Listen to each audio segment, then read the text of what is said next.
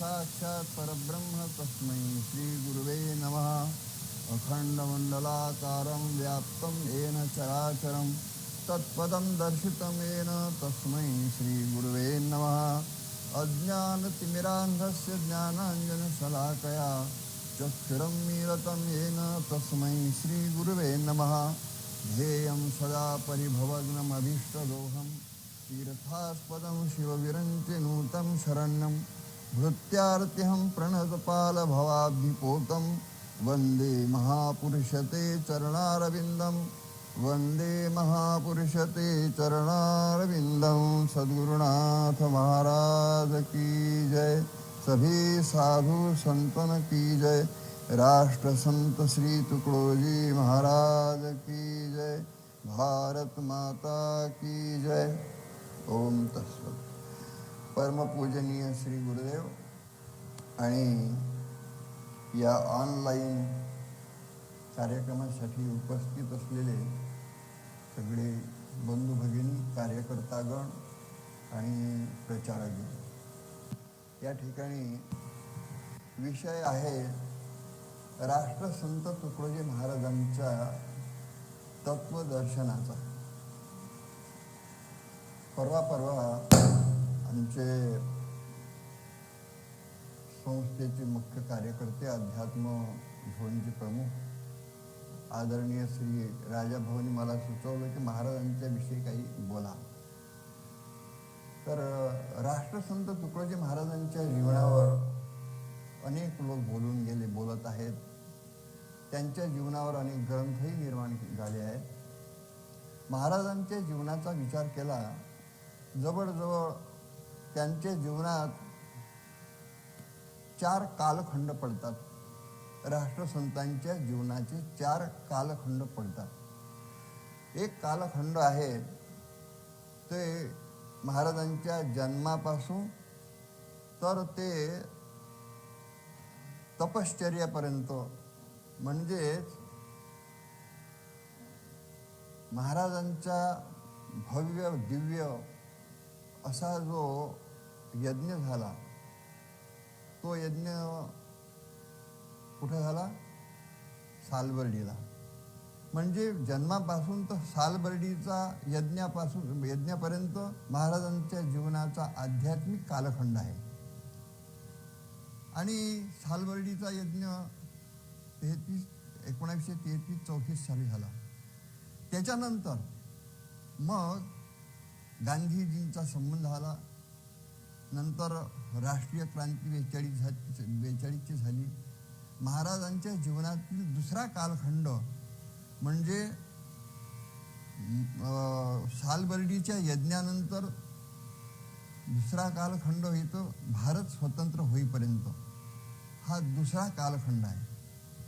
महाराजांचा तिसरा कालखंड जो आहे तो आहे 1947 ते 1960 पर्यंत। त्यामध्ये ग्रामगीतीचं लेखन आहे, त्याच्यामध्ये भारत साधू समाजाचं संघटन आहे, त्याच्यामध्ये जापान यात्रेत महाराजांनी त्या भारत आपल्या जागतिक धर्म परिषदेमध्ये प्रमुख नेतृत्व त्यांनी साधलं आहे। हा महाराजांच्या जीवनातील तिसरा कालखंड आहे। आणि 1961 पासून महाराजांच्या निर्वाणापर्यंत जो कालखंड आहे तो आहे चौथा कालखंड। त्याच्यामध्ये संस्थेला अखिल भारतीय हे नामाभिधान प्राप्त झालं। त्याच्यामध्ये महाराजांनी अनेक धर्मपंथ संप्रदायाशी संबंध जोडले। हा कालखंड 4 कालखंडात महाराज विभागले आहेत। राष्ट्रसंत हे मला असं वाटते की जसे 4 कालखंड मी म्हटलं, त्याचप्रमाणे महाराजांचे जो जीवन प्रवाह आहे तो जीवन प्रवाह 5 विषयात विभागला आहे। एक आहे आध्यात्मिक क्षेत्र, दुसरा आहे क्रांतीचं क्षेत्र, तिसरं आहे संयोजनाचं क्षेत्र आहे, म्हणजे धार्मिकता आहे, सामाजिकता आहे राष्ट्रसंतांच्या जीवनामध्ये. धार्मिकता, सामाजिकता, आध्यात्मिकता आणि राष्ट्रीयता ह्या 4 विषयामध्ये राष्ट्रसंत सामावले आहेत. मला असं म्हणायचं आहे की या काळात, या जगात महाराजांनी ह्या 4 विषयात परिपूर्ण साधना केली आहे. त्यांच्या जीवनातील पहिला कालखंड जो आहे आध्यात्मिकतेचा, त्याच्यामध्येच मी बोलणार आहे. आणि महाराजांचं जीवनामध्ये अनेक लोक आले, अनेक संत आले. वेदकालापासून तर या प्राकृत काळापर्यंत महाराजांच्या जीवनामध्ये धर्म, पंथ, संप्रदाय आहे. त्या संप्रदायाचा, त्या महात्म्यांचा समावेश राष्ट्रसंतांच्या व्यक्तिमत्वामध्ये आणि त्यांच्या कर्तृत्वामध्ये कसा सामावला आहे हे मी या ठिकाणी नम्रपणे प्रतिपादन करण्याचा माझा विचार आहे. उपस्थित मंडळी,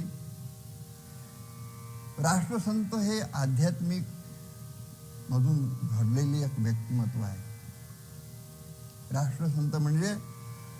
राष्ट्रसंत हे पदवी पहिले राष्ट्रपती होते बाबू राजेंद्र प्रसाद त्यांच्या हस्ते दिले आहेत, परंतु ते स्वातंत्र्यानंतर आणि तिथून मग राष्ट्रसंत आपल्या नामाभिधानास प्राप्त झाले. पण त्याच्या अगोदर जे आहे राष्ट्रसंतांच्या ते घडवलेले ते आहे. वेदकालापासून राष्ट्रसंतांच्या वाङ्मयामध्ये प्रतिबिंब पडलं आहे. राष्ट्रसंतांच्या वाङ्मयामध्ये वेदकालापासून जे वेदामध्ये जे सांगितले आहे त्याचं प्रतिबिंब राष्ट्रसंतांच्या या वक्तृत्वात, कर्तृत्वात आणि ग्रंथामध्ये दिसून येते. जसं यजुर्वेदाचं ब्रह्मवाक्य आहे, अहम ब्रह्मास्मी. अहम ब्रह्मास्मी म्हणजे मी ब्रह्मा हो. राष्ट्रसंतांच्या याच्यामध्ये मी ब्रह्मा हो हा विषय अनेक भजनात आला आहे. आशा निराशा के बस में न मैं हूँ, मेरा खेल है मैं जानता हूँ. त्याच्या सर्वात कडवं आहे. कोणतं कडवं आहे ते? यहाँ पे मैंने मैं हूँ बताया, वही सच्चिदानंद को ही जताया. म्हणजे अहम ब्रह्मास्मी हे यजुर्वेदाचं महावाक्य राष्ट्रसंतांच्या व्यक्तिमत्वात आणि त्यांच्या साहित्यामध्ये दिसून येते. दुसरं महावाक्य आहे सामवेदाचं तत्वमसी. तत्वमसीचा उल्लेख महाराजांनी किती ग्रंथात केला आहे त्यांच्या साहित्यामध्ये. एका भजनात असं म्हणतात, गुरु त्वम पद तत्पददर्शी. गुरु तत्पद तत्पददर्शी आणि आशीर्वच दे पोहोचवण्यासी दे महावाक्याची वाणी हो, रमले मन सद्गुरु चरणी. या भजनात महाराज काय म्हणतात? गुरु हा तत्पद आणि तत्पद दर्शी म्हणजे ओळखणारा. राष्ट्रसंतांच्या या साहित्यात सामवेदाचा उल्लेख प्रत्यक्ष येतो आणि अयम आत्मा ब्रह्म ऋग्वेदाचं वाक्य आहे, महावाक्य आहे.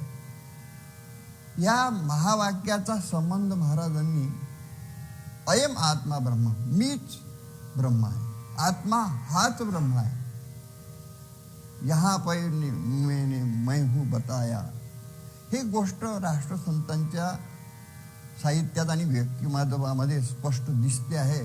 4 वेदाचा हृदगत राष्ट्रसंतांच्या व्यक्तिमत्वात दिसून येतो. दुसरं अशी गोष्ट आहे, महाराजांनी ग्रामगीता ग्रंथ लिहिला आहे. तो ग्रंथ सुरुवातीचा अध्याय कोणता आहे? देवदर्शन. देवदर्शन अध्यायच का लिहिला याचं चिंतन आम्ही केलं आणि मला बृहदारण्यक उपनिषद आहे, मोठं उपनिषद आहे.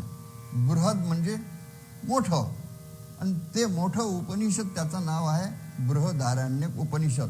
त्या उपनिषदामध्ये मैत्री आणि याज्ञवल्क्याचा संवाद आहे.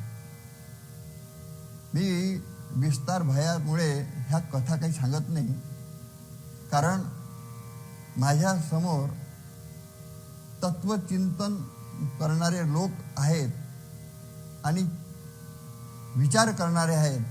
या दृष्टीनं मी शॉर्ट बट स्वीट अशा प्रकारचा मी सांगण्याचा प्रयत्न करत आहोत. याज्ञवल्क्याच्या 2 पत्न्या, एक मैत्री, एक कात्यायनी. तर मैत्रीला उपदेश करताना त्यांनी हे सांगितलं की मी आता ब्रह्मज्ञान घेण्यामध्ये अरण्यात जात आहो. आता माझा गृहस्थाश्रम संपला, वानप्रस्थामध्ये प्रवेश करतो आहे मी. तर माझी इस्टेट 2 बायका आहेत, मैत्री एक आणि कात्यायनी एक, त्यांना मी वाटून देतो. कात्यायनी म्हटलं की ठीक आहे महाराज, तुम्ही जे द्याल त्यात मी खुश आहे. पण मैत्री ही चाणाक्ष होती. मैत्री म्हणाले, हे सोडून तुम्ही कुठे जाता? याज्ञवल्क्य म्हणाले, आत्मानंद प्राप्त करण्यासाठी जातो. मग आत्मानंद प्राप्त करण्यासाठी जाता आणि आम्ही तर तुमची अर्धांगिनी आहो, मग आम्हालाही त्याचा हिस्सा पाहिजे आत्मानंदाचा. चतुर होती ते. याज्ञवल्क्य म्हणतात की मैत्री, हे जे वैभव आहे हे सोडल्याशिवाय ते प्राप्त होत नाही. बरं, तू सोडण्याची तयारी आहे काय? हे मैत्री म्हणाले, महाराज आत्मानंद प्राप्त करण्यासाठी मी तुमच्या मागं येतो, हे सगळं सोडण्याची माझी तयारी आहे. याज्ञवल्क्यांना आनंद झाला. याज्ञवल्क्य म्हणतात, ठीक आहे आता बस आता. आणि त्यांनी सुरुवातीला देवदर्शन कसं घ्यायचं हा विषय ग्रामगीतेच्या 1ल्या अध्यायातून सुरुवात केला. महत्वाची गोष्ट आहे. देवदर्शन हा अध्याय पहिल्यांदाच महाराजांनी का लिहिला याच्यावर मी बोलून राहिलो. याज्ञवल्क्य म्हणतात, मैत्री आत्मा अरे द्रष्टव्या मंतव्या निजिध्यासितव्या. हे मैत्री, आधी तू आत्म्याचं, ब्रह्माचं, देवाचं दर्शन घे आणि दर्शन घेतल्यानंतर त्याविषयी श्रवण कर, त्याविषयी मनन कर, त्याच्याविषयी निजध्यास कर, पण सुरुवातीला दर्शन घे. महाराजांनी ग्रामगीतेच्या 1ल्या अध्यायात देवदर्शन हा संबंध याज्ञवल्क्याच्या बृहदारण्यक उपनिषदाशी संबंध आहे हे मला सांगायचं आहे. तुझे दर्शन म्हणजे ज्ञान, अंतरंगात आनंदवान वस्तू भरोनी पूर्णपणे तुझ्या ठाई, याचाच विस्तार ग्रामगीतेच्या प्रत्येक अध्यायात केलाय मंडळी. आता आपल्याला वेळ नाही, प्रत्येक अध्यायात त्याचा संबंध कसा आहे हे वेळ आली तर मी सांगण्याचा प्रयत्न करतो. दुसरी गोष्ट, ईशावास्य उपनिषद आहे. ईशावास्य उपनिषद हे फक्त 18 श्लोकाचं आहे, पण सगळ्या उपनिषदात महत्वाचं ते आहे. ईशावास्यम इदम सर्वम यत्किंच जगत्यान जगत. तेन त्यक्तेन भुंजिता मना गृह कस्य स्विधनम. हे सर्व विश्व परमेश्वराने भरलेलं आहे. म्हणून ईशावास्य उपनिषदाचा जो मंत्र आहे तो पहिला मंत्र म्हणजे हरि ओम पूर्णमद पूर्णमिदम पूर्णात पूर्णमुदच्यते. हे सामुदायिक ध्यानाच्या आरंभी आपण म्हणत असतो. आणि शेवटी ध्यान संपलं की हरि ओम पूर्णमद हा मंत्र ईशावासी उपनिषदाचा महाराजांच्या उपासनेत समाविष्ट झाला आहे. महाराजांमध्ये मी ईशावासी उपनिषद पाहत असतो. कठोपनिषदामध्ये हरि ओम सहना भवतु सहनो भुनक्तु सह वीर्यं करवावहै तेजस्विनावधीतमस्तु मा विद्विषावहै हा मंत्र आहे कठोपनिषदाचा. त्याचा अर्थ कसा आहे? ग्रामगीतेमध्ये सांगितलं आहे, आम्ही सर्वची संतुष्ट राहू, राबू सर्व सुखेशी हो, आणि जे जे मिळेल ते सगळे. आमची संतती नसे आमची, आमची संपत्ती नसे आमची, कर्तव्य शक्तीही नसे आमची, व्यक्तिशा उपभोगार्थ ह्या मंत्राचा सारांश आहे. तो मंत्र म्हणजेच कठोपनिषद. महाराजांमध्ये मी कठोपनिषद पाहत असतो. तिथं महात्मा मोठा आहे.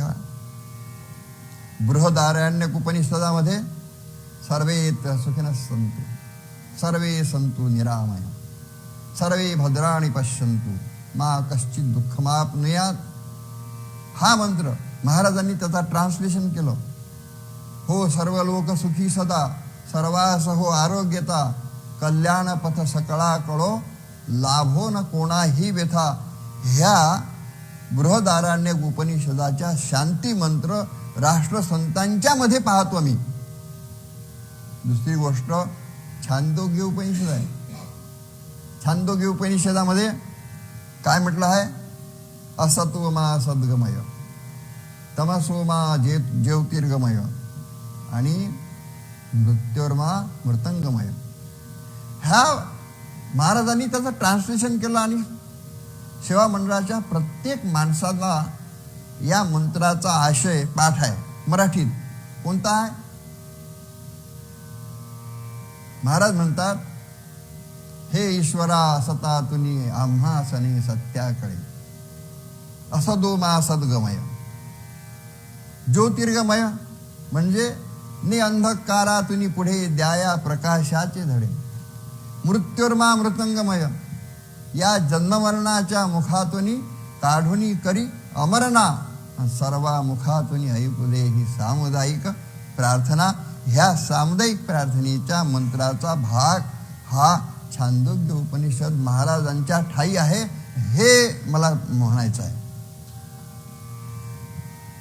प्राचीन संस्कृतीचे हे वेद उपनिषद ग्रंथ आहे.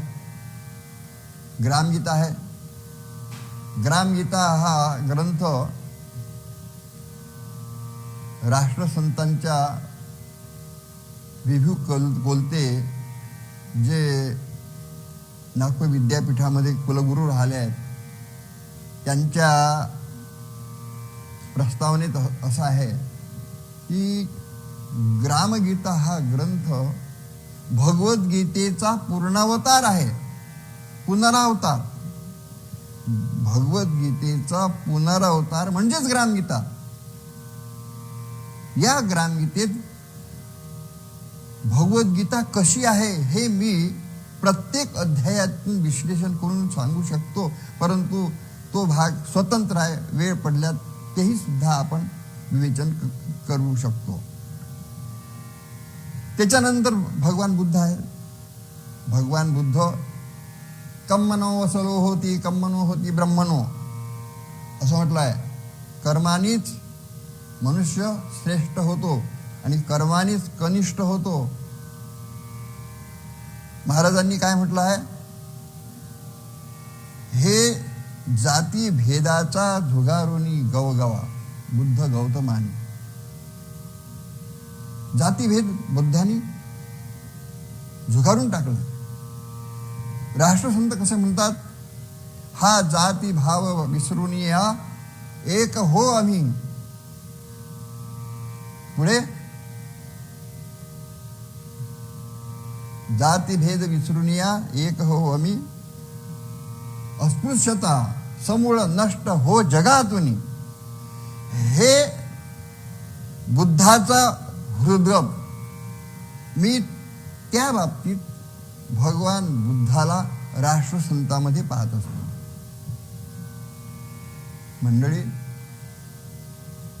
1955-56च्या सुमारास या देशामध्ये भगवान बुद्धाची 2500वी जयंती साजरी झाली.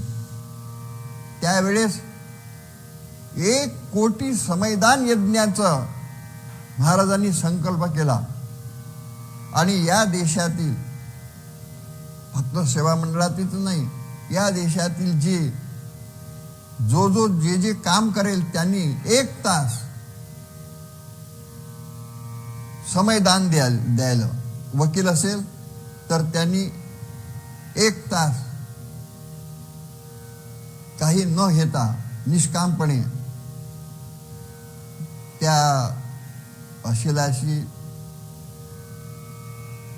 वकिली करायचं, पगार घेऊ नये. डॉक्टर असेल तर 1 तास मोफत सेवा करायची. प्रवचनकार आणि जे काही कर्मचारी असतील त्या सगळ्या कर्मचाऱ्यांना 1 तास दिवसातून असा 1 कोटी समयदान यज्ञ भगवान बुद्धाच्या जयंती आणि 25,000व्या जयंतीच्या निमित्ताने महाराज केले. महाराजांमध्ये मी भगवान बुद्ध पाहतो. भगवान बुद्धाची महानता पाहतो. एका ठिकाणी भगवान बुद्ध गेले, पाणी मागितलं. ते बाई अस्पृश्य होती, चांडाळी होती. महाराज, मी चांडाळी, मी काही पाणी देऊ शकत नाही. बुद्ध म्हणाले, मला जात पाहिजे नाही, पाणी पाहिजे.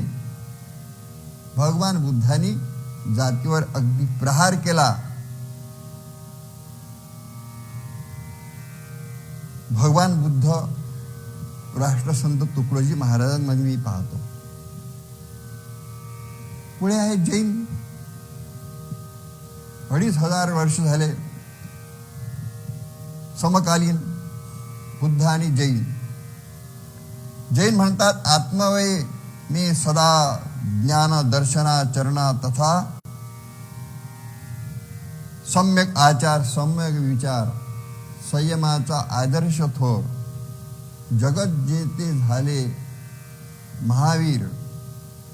त्याचप्रमाणे गावकऱ्यांनी असं सम्यक ज्ञान सांगितलं पाहिजे, असं महाराजांनी ग्रामगीतेच्या 16व्या अध्यायात वेश वैभव अध्यायात सांगितलं आहे. म्हणजे त्यांच्या नोम प्रार्थनेमध्ये 9 ओंकार आहे. सुरुवातीच आहे की नमो अरिहंताणम, म्हणजे काम क्रोध मद मत्सर या विषयावर त्यांनी संयम ठेवले पाहिजे. हे भगवान महावीर म्हणतात. महाराज काय म्हणतात, हर इंद्रियों पर ताब कर हम वीर हो अति धीर हो, उज्ज्वल रहे सरसे सदा निज धर्म रत खंबीर हो. भगवान महावीर हे मी राष्ट्रसंतामध्ये पाहत असतो. महाराज किती मोठे आहेत. मी तुकडोजी महाराजांवर श्रद्धा आहे म्हणून बोलत नाही. या महात्म्यामध्ये वेद आहे, उपनिषद आहे. या महात्म्यामध्ये बुद्ध आहे. या महात्म्यामध्ये याज्ञवल्क बृहदारण्यक उपनिषद आहे. या महात्म्यामध्ये ईशावास्य उपनिषद कसं सामावलं आहे हे मी स्पष्टपणे आणि सप्रमाण सिद्ध करून देतो आहे. हे लोक आहे. या महाराष्ट्रीयन संतांचा विषय आहे तो विषय ज्ञानेश्वर माऊलींचा आहे. ज्ञानेश्वर माऊलींनी त्यांचं पसायदान प्रसिद्ध आहे. ज्ञानेश्वर पाहायचं असेल तर ज्ञानेश्वरीमधून इतकी ज्ञानेश्वरी पाहायचं कोणाला वेळ आहे. ज्ञानेश्वर महाराज पाहायचं असेल अमृतानुभवात आहे, पण अमृतानुभव कुणाला समजणार आहे. ज्ञानेश्वराचं सर्व तत्वज्ञान जर पाहायचं असेल तुम्हाला तर त्यांच्या पसायदानातून दिसते. आणि त्या पसायदानात चे खळांची यंकटी सांडो तया सर्वे तया सत्कर्मे रती वाढो भूता परस्परे जडो मैत्र जीवाचे. मैत्र जीवाचे महाराज काय म्हणतात की मित्रत्वा सांडावे सर्वजनी उणीव न दिसावी कोठे कोणी जी जी इच्छा करील प्राणी ते प्राप्त व्हावे न्याय. हे न्याय हा भाग ज्ञानेश्वराच्या ओळीत नाही बरं. ज्ञानेश्वर असं म्हणतात की जो जे वांछेल तो ते लाहो प्राणी जातो. म्हणजे कोणी जे जी इच्छा ते प्राणी. कोणी दारूची इच्छा केली तर त्यांनी पुरावायचं काय, व्यसनाची इच्छा केली त्यांनी पुरवायचे काय, भगवत चिंतनाची इच्छा केली तर त्यालाही पुरवायचं काय. जे जी इच्छा करील प्राणी. म्हणून महाराजांनी सांगितलं की जे जे इच्छा करील प्राणी ते पूर्ण हो न्याय. न्याय बुद्धीनं पूर्ण हो. म्हणजे ज्ञानेश्वराच्या पसायदानाची अंतर्भूत मला राष्ट्रसंतांच्या व्यक्तिमत्वात दिसते. हे विशेष आहे. त्यांच्या ज्ञानेश्वरीचा त्यांच्या अमृतानुभवाचा अंतर्भाव याच्यामध्ये आहे. एकनाथ अस्पृश्यता निवारणाचं महान कार्य केलं त्यांनी. त्यांनी गोरगरिबांच्या लोकांना आपल्या वडिलांच्या श्राद्धाच्या दिवशी जेवण खाऊ घातलं. दुसरी गोष्ट कळे मिरवणी बाळ त्याचे हे होतं. राष्ट्रसंतांनी अस्पृश्यता निवारण केवढे प्रमाणात मोठं केलं. मला आठवते मी माळाकोळी इथं गेलो होतो. माळाकोळी म्हणजे नांदेड जिल्ह्यामध्ये एक गाव आहे. त्या गावाला जेव्हा पोहोचलो त्यावेळेस त्या लोकांनी मला सांगितलं की आमच्याकडे एक चांभार मनुष्य होता, भगवत भक्त होता, पण त्याच्यामुळे अस्पृश्यता टेकली होती शिगेला. महाराजांचं दर्शन करण्यासाठी सुद्धा त्याला लोकांनी मना केलं होतं. आणि त्याच्याजवळ रुपया होता, 1 रुपया. महाराजांचं आगमन झालं, लोक महाराजांच्या पुढे जायला लागले.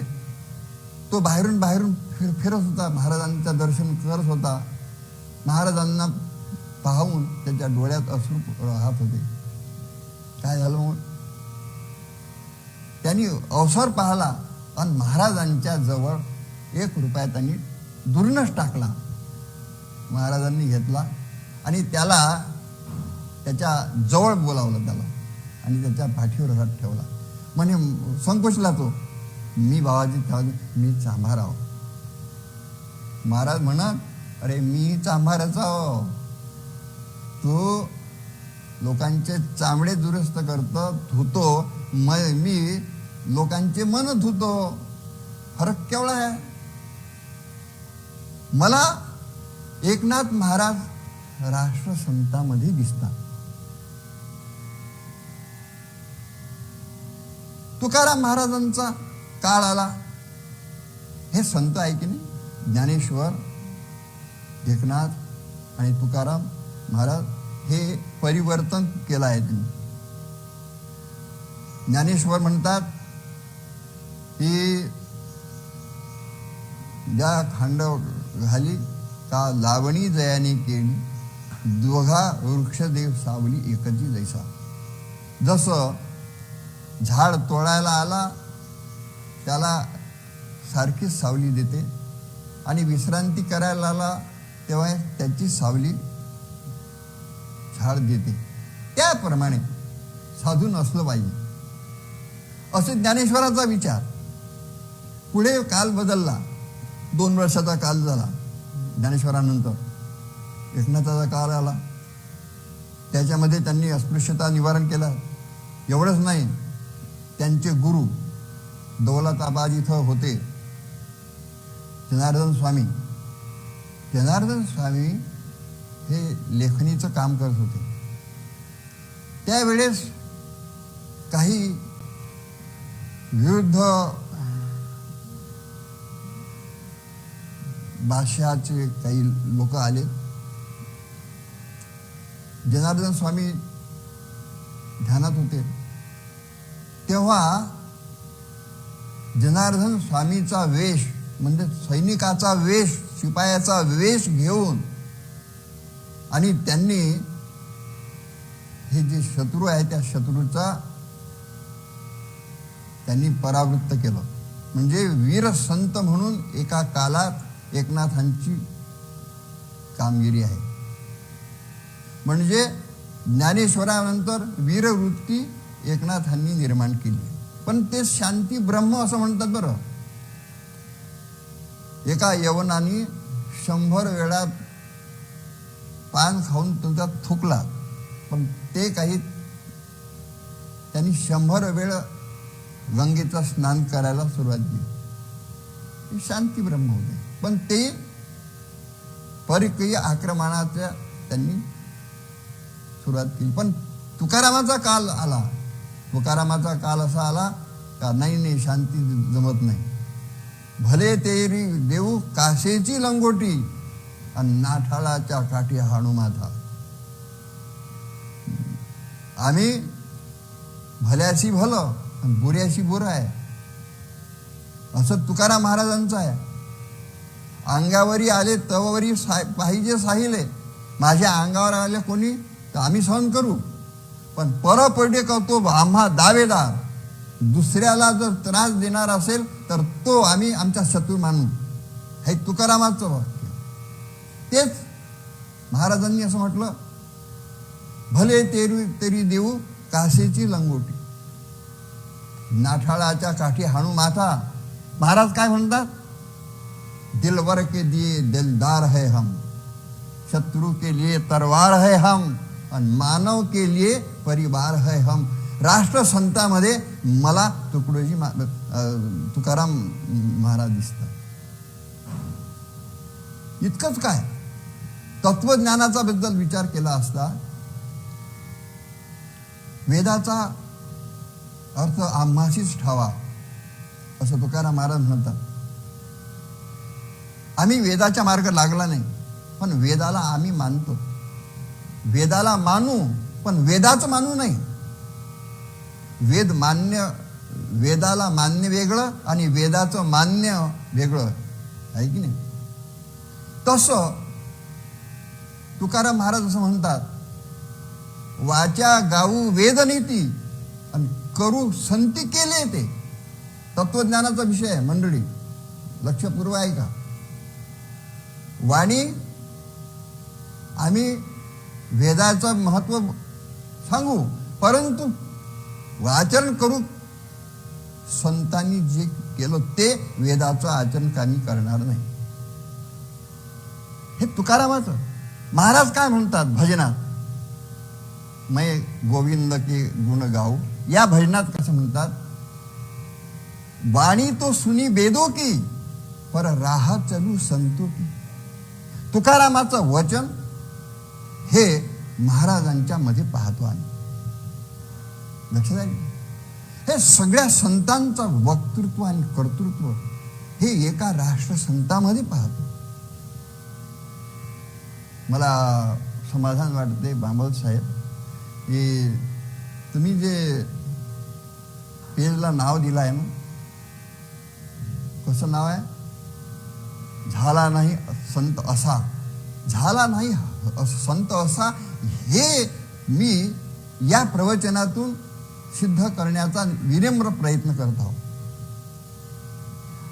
दुसरी गोष्ट, रामदास स्वामी आहे तुकारामाच्या नंतर. रामदासांनी फार बल संवर्धन केलं. जिकडे तिकडे हनुमंताचे मंदिर बांधले. फक्त हनुमंताचे मंदिर हे का दर्शनासाठी बांधले आहे का? नाही. रामदासांनी हनुमंताच्या मंदिर बांधण्याच्या पाठीमागं आखाडा चालू केला. त्यावेळी संघटन केलं. राष्ट्रसंतांनी अखिल भारतीय गुरुदेव सेवा मंडळाचे व्यायाम विभागच उभा केला. या नागपूरच्या परिसरामध्ये 52 आखाडे होते. 52 आखाड्याचे अध्यक्ष राष्ट्रसंत तुकडोजी महाराज होते. अरे, रामदासाचं व्यक्तिमत्व राष्ट्रसंतामध्ये आम्ही पाहतो आहे ना, महत्वाची गोष्ट आहे ना. त्यांचा दासबोध आधुनिक याच्यामध्ये ग्रामगीता आहे. दासबोधाच्या रचनेचा विचार केला की नाही, त्याच्यामध्ये दशक आहे, समास आहे. दशक आणि समास त्याच्या पद्धतीनंच ग्रामगीतेचं विभागणी केली आहे. दशक आणि समास, 10 अध्यायाचा एक समास, 10 अध्यायाचा एक समास, 10 अध्याय एका विषयावर खर्च घातले.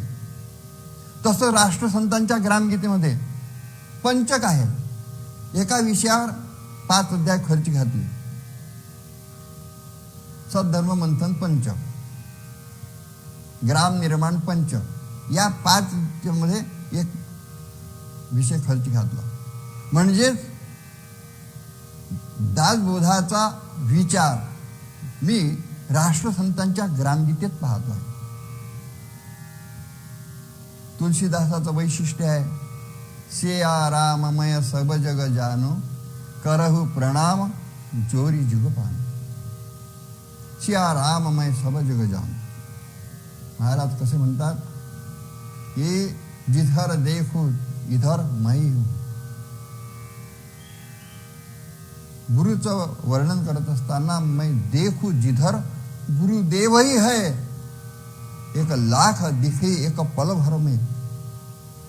हे तुलसीदासाचं वाक्य हे तुलसीदासासहित राष्ट्रसंतांच्या भूमिकेत मी पाहतो. किती किती सांगायचं. अरे, गुरु गोविंद सिंह आहे ना, शीख धर्माचे संस्थापक. त्यांनी गुरु ग्रंथ साहेब लिहिला आहे. गुरु ग्रंथ साहेब कसा लिहिला? गुरु ग्रंथ साहेब हा गुरु गोविंद सिंहांनी लिहिलं नाही आहे, हे लक्षात ठेवा तुम्ही. त्यांनी गुरु ग्रंथ साहेबामध्ये 34 संतांची वाणी एकत्रित केली. संत म्हणजे 34 संत वेगवेगळे. फक्त त्यात 4च संत असे आहेत, 4-6 संत की जे शीख धर्माच्या परंपरेत आहेत. बाकीचे जे संत आहेत ते शीख धर्माच्या परंपरेत नाही आहेत. नामदेव आहे, कबीर आहेत, दादू आहेत, हे सगळे संत, मीराबाई आहे, हे काही शीख धर्माचे आहे का? पण शीख धर्माच्या ग्रंथ साहेबामध्ये त्यांचा समावेश आहे. फक्त 34. राष्ट्रसंत तुकडोजी महाराजांनी ग्रामगीता हा ग्रंथ त्यांनी 34 संतांची वाणी एकत्रित केली. राष्ट्रसंतांनी 40 संतांचा व्यक्तिमत्व या ग्रामगीतेत मांडलेलं आहे. म्हणून दुसरी गोष्ट, त्यात त्यांचे अधिष्ठान आहे, त्या अधिष्ठानावर कोणती मूर्ती नाही आहे, कोणता फोटो नाही आहे, शस्त्र आहे. शीख धर्माच्या रचनेमध्ये त्यांच्या गुरु ग्रंथ साहेबामध्ये जे व्यक्तिमत्व आहे गुरु गोविंद सिंहाचं, ते व्यक्तिमत्व मला संपूर्ण राष्ट्रसंतांच्या मध्ये दिसते आहे. आजच्या काळात, त्या काळात ते संत वागले, तेच संत सूक्ष्म चिंतनातून मला राष्ट्रसंतांच्या ठाई दिसतात. स्वामी विवेकानंद हे जपान अमेरिकेला गेले, प्रभाव टाकला. महाराज जपानमध्ये गेले आणि जपानमध्ये जाऊन 18 राष्ट्राच्या धर्मधोरणांचे महाराज प्रमुख सल्लागार झाले. किती महत्वाची गोष्ट आहे. राष्ट्रसंतांच्या मध्ये मी विवेकानंद पाहतो आहे. जपानमध्ये त्याच्या आधी स्वामी रामतीर्थ गेले, त्यांनी सुद्धा जपानच्या विश्व धर्म परिषदेत गाजले. परंतु सगळ्या धर्माच्या लोकांचं प्रमुख पद आणि त्यांचं मार्गदर्शन या दोन्हींना मिळालं नाही, ते राष्ट्रसंतांना मिळालं आहे. म्हणून या अमेरिकेमध्ये गेले ते स्वामी विवेकानंद आणि रामतीर्थ जपानमध्ये गेले. परंतु मंडळी, त्यांना संत कोणी म्हटलं नाही. संत विवेकानंद कसं म्हटलं नाही, ते संन्यासी होते.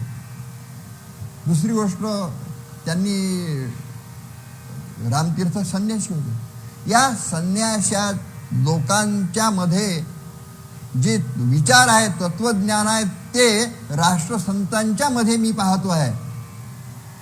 तुम्ही बारीक चिंतन करा या गोष्टीचं. महात्मा गांधी त्यांच्या 1934 साली गांधीजींच्या आश्रमात गेले महाराज, आणि गांधीजींचा प्रभाव महाराजांवर किती पडला हे सांगणं मुश्किल आहे. परंतु महाराजांचा प्रभाव गांधीजीवर पडला आहे. त्यांनी मौन सोडलं. गांधीजींनी अजिबात कट्टर व्रती आहेत गांधीजी.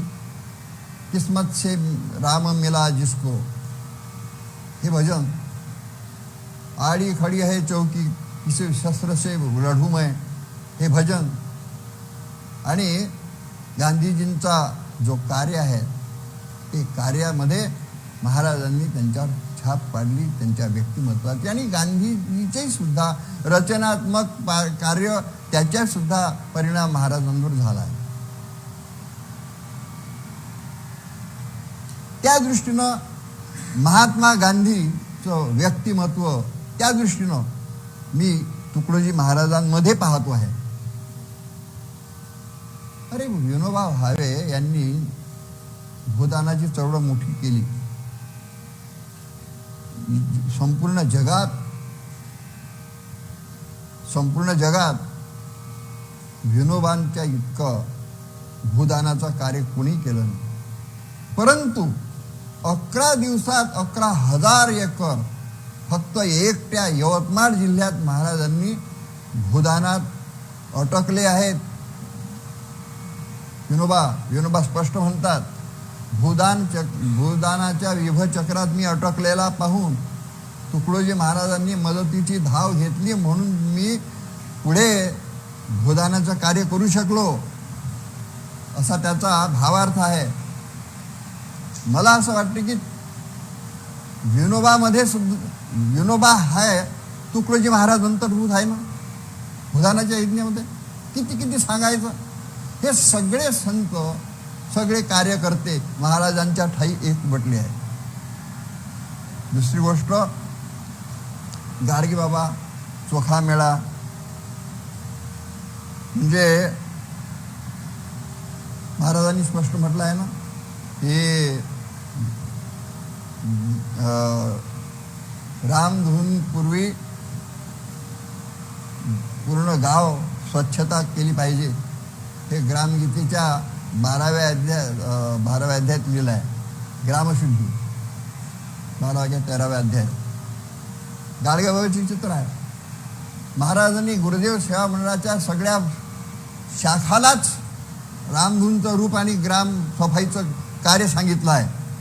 गाडगेबाबाचा व्यक्ती म्हणून त्यांनी ग्रामसफाई केली असेल तर महाराजांनी स्वतः सहित सगळ्या सेवा मंडळालाच कार्य लावलं. त्याच्यामध्ये गाडगेबाबा मला तुकडोजी महाराजामध्ये अंतर्भूत दिसतात, चोखा मेळ्यात अंतर्भूत दिसतात. स्वामी दयानंद आहे. दयानंद म्हणजे आर्य समाज निर्माण केला त्यांनी. आर्य समाजामध्ये त्यांनी असं म्हटलं आहे की कृण्वंतो विश्वमार्यम, हे सगळं विश्व मी आर्य करीन. सगळं विश्व आर्य धर्माचं करीन. महाराज असं म्हणतात, एका लर के बरखे मध्ये श्लोक की गुरुदेव सेवा मंडल का तत्वज्ञान सारा जगत पाएगा, असं म्हटलंय ना. सर्व जगात गुरुदेव सेवा मंडळाचं तत्वज्ञान निर्माण करेल, हेच कृण्वंतो विश्वमार्यन म्हणतात दयानंद सरस्वती. दयानंद सरस्वतीचा उद्घोष मी राष्ट्रसंतामध्ये पाहत असतो. रामदेव बाबा आहे, व्यायाम करणारे, भजन करणारे. रामदेव बाबा आपल्या आश्रमात आले होते. ते आर्य समाजाचे कार्यकर्ते आहेत. ते त्यांचे संस्थापक हे राष्ट्रसंतांच्या ठाई कसे आहेत हे मी दाखवतो आहे. आता आध्यात्मिकतेचा विचार केला असता मंडळी, मी परिशोधन करतो. 6 शास्त्र आहेत. कसे आहेत 6 शास्त्र? एक पूर्वमीमांसा जैमिनीची, उत्तरमीमांसा व्यासाची, न्यायशास्त्र कणादाचं, वैशेषिक शास्त्र वैशेषिकाचं, पतंजलीचं योगशास्त्र आणि कपिलाचं सांख्यशास्त्र. हे 6 शास्त्राचा विचार एकट्या ग्रामगीतेत कसा आहे हे मी स्पष्ट करतो. महाराजांनी 37वा अध्याय आत्मानुभव, या आत्मानुभवामध्ये पूर्वमीमांसेचा म्हणजेच अजातवादाचं, म्हणजेच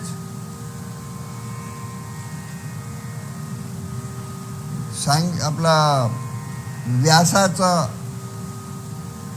जे तत्वज्ञान आहे त्या तत्वज्ञानाचा विचार, त्याचं प्रतिबिंब आत्मानुभव अध्यायात पडलेला आहे.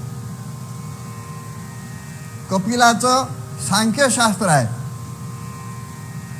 कपिलाचं शास्त्र काय सांगते? प्रकृती पुरुष विवेचनात्मकम शास्त्रम तत् शास्त्रम इति उच्यते. प्रकृती पुरुषाचा संबंध ज्या शास्त्रात आहे त्याला सांख्यशास्त्र म्हणतात. महाराज 36व्या अध्यायात म्हणतात, प्रकृती पुरुषाच्या अधीन त्याच्या इशारे करी नर्तन बहु होण्याचा संकल्प पूर्ण, तीही प्रकृती. मला ग्रामगीतेच्या 36व्या अध्यायात सांख्यशास्त्राचं प्रतिबिंब दिसते. राष्ट्रसंतांचा पतंजली योग आहे, आचाराचाच भाग आहे. 7व्या अध्यायात मला योगशास्त्राचं प्रतिबिंब दिसते. न्यायशास्त्राचा आहे, अणु से परमाणु बना सब जीव जगत का रूप लिया. हे मी न्यायशास्त्राचं प्रतिबिंब महात्मा महाराजांचे आहे.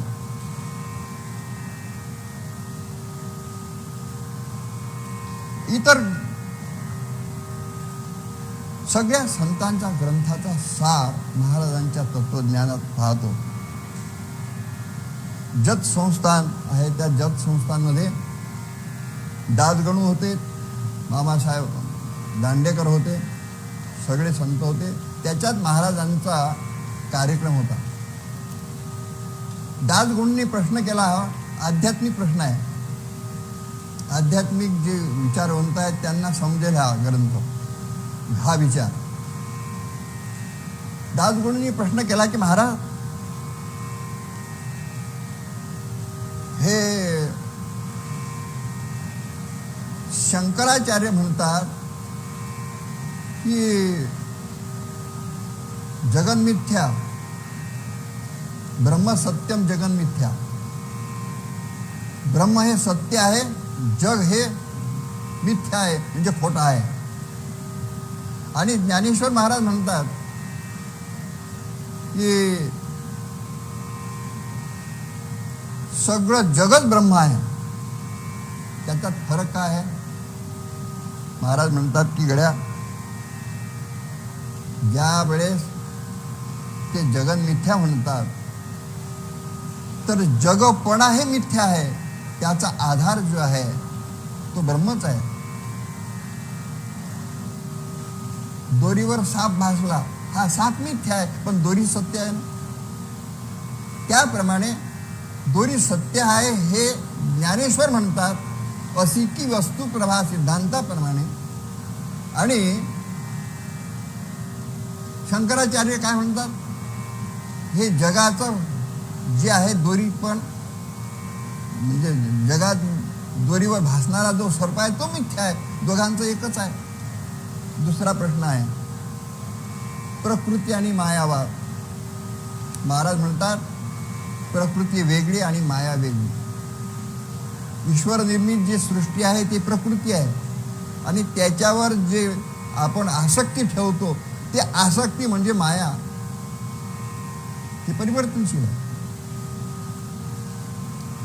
हे सांगत असताना दासगणूंनी महाराजांच्या चरणी डोकंच ठेवलं.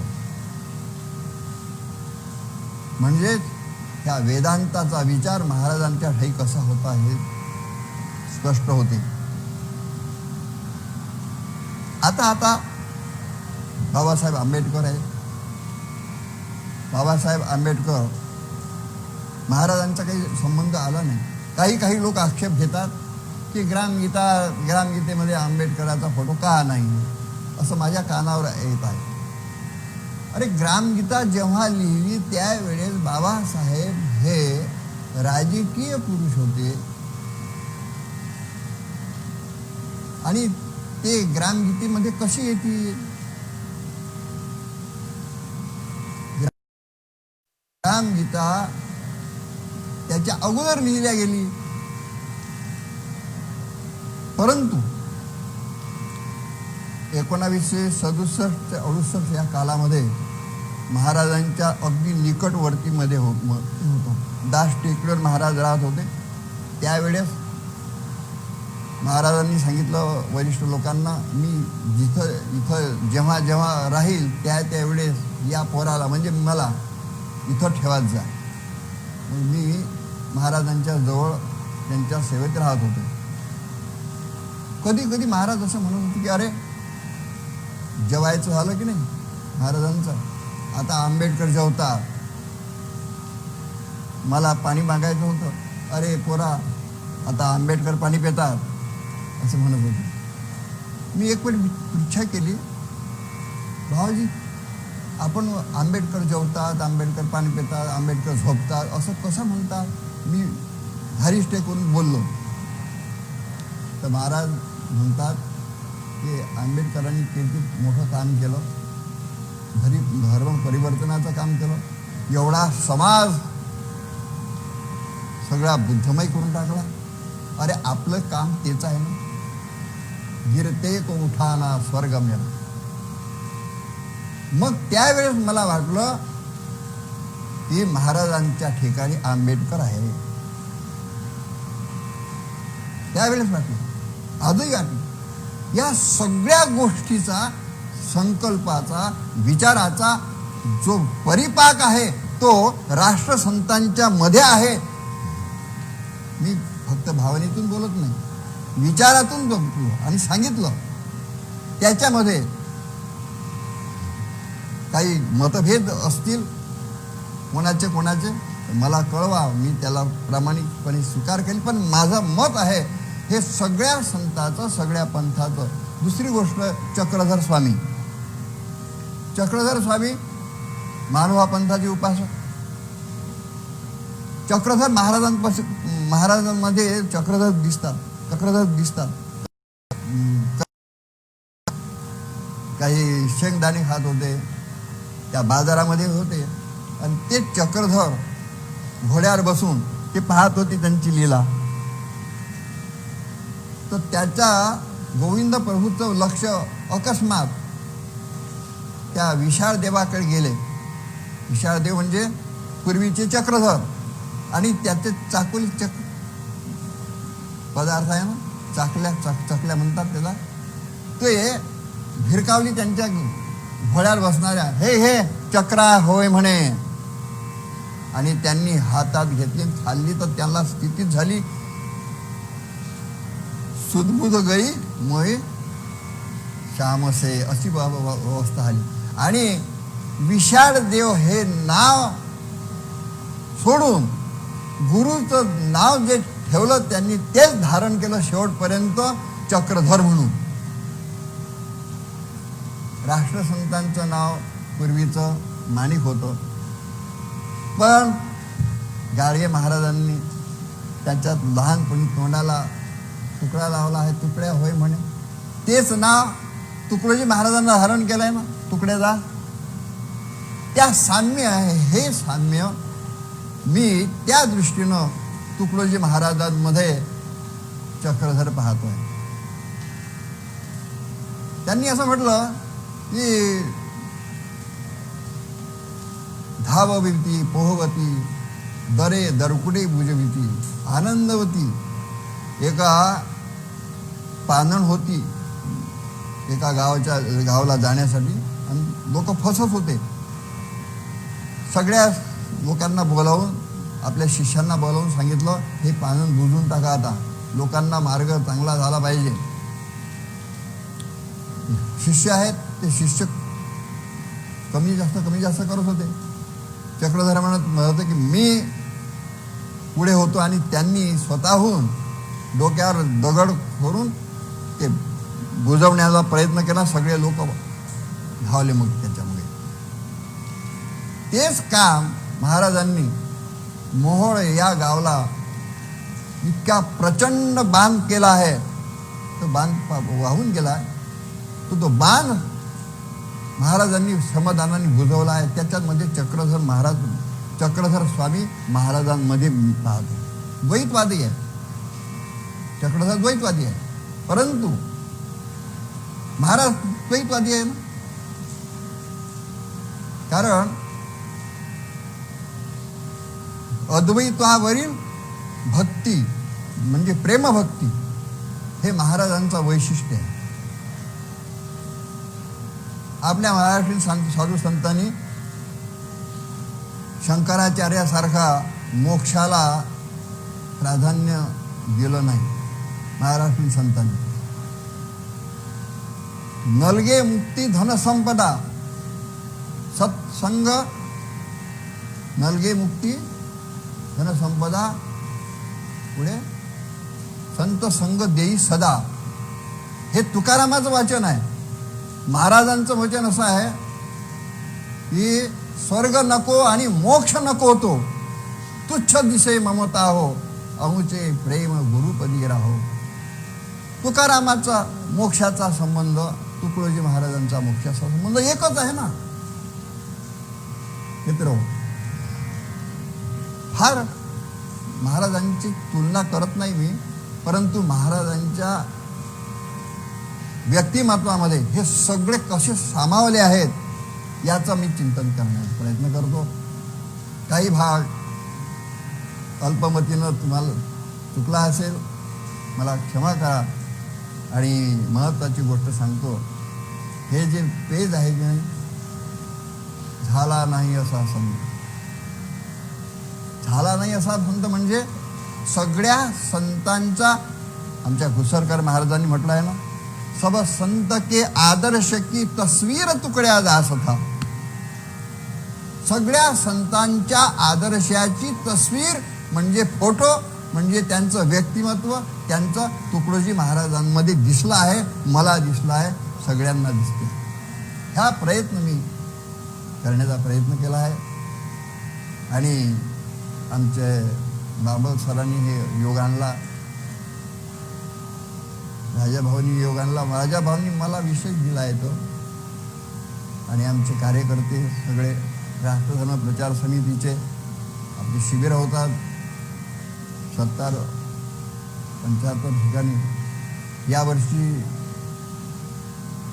लॉकडाऊनने होऊ शकलो नाही, परंतु ज्या ज्या ठिकाणी कार्यकर्ते त्या त्या ठिकाणी आपण सर्वांनी सामुदायिक प्रार्थना, रामधून, ग्रामसभा, ग्रामगीता याचा विचार. आणि ग्रामगीता हा असा ग्रंथ आहे की हा सगळ्या गुरुशास्त्र स्वानुभव संमत, म्हणजे गुरुप्रचिती, आत्मप्रचिती आणि शास्त्रप्रचिती.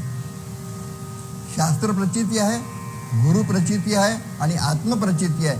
या सर्व 3 प्रचितीमध्ये जो ग्रंथ सामावला आहे तो ग्रंथ श्रेष्ठ आहे असं आमच्या वैदिक ग्रंथाचं मत आहे. तशाप्रमाणे मी असं म्हणतो की अनेक फुलामधून मधमाशी मकरंद तयार करतात आणि अनेक फुलातून मकरंद गोळा करून त्याला एक नाव देतात, त्याला म्हणतात शहद किंवा मधु. सगळ्या ग्रंथाचा, सगळ्या शास्त्राचा योग्य विचार राष्ट्रसंतांनी एकत्रित केला. त्या एका विचाराचा नाव आहे ग्रामगीता. महत्वाची गोष्ट. आणि हे ग्रामगीता अशी आहे, महाराज असं ग्रामगीतेत म्हणतात ना, माझाची नवे हा विचार, सर्व संत ग्रंथांचा सार, महात्म्यांची तळमळ अपार, तेची वर्म कथितो मी. म्हणजे माझाच विचार नाही आहे, सर्व ग्रंथ संतांचा विचार आहे. म्हणजे हा ग्रंथ फक्त तुकडोजी महाराजांचाच नाही आहे. तुकडोजी महाराजांनी सगळ्या साधू संतांच्या विचाराला प्रात्यक्षिक देण्यासाठी हा ग्रंथ निर्माण केला असं म्हणायला हरकत नाही आहे. याच्यामध्ये सगळं वेद आहे, सगळं त्रिपिटक आहे, ग्रंथ आहे, ज्ञानेश्वरी आहे, भागवत आहे,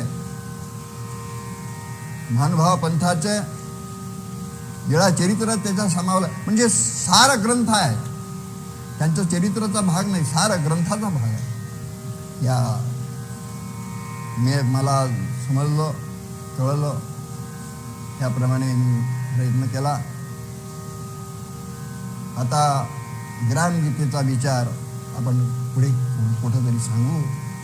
मी ग्रामगीतेमध्ये भगवद्गीता कशी आहे याचा विचार इथं अवकाश करू. इथं मला बोलावलं, माझ्या बोलण्याला मी प्रतिसाद दिला, याबद्दल मी सगळ्यांचा आभार मानतो.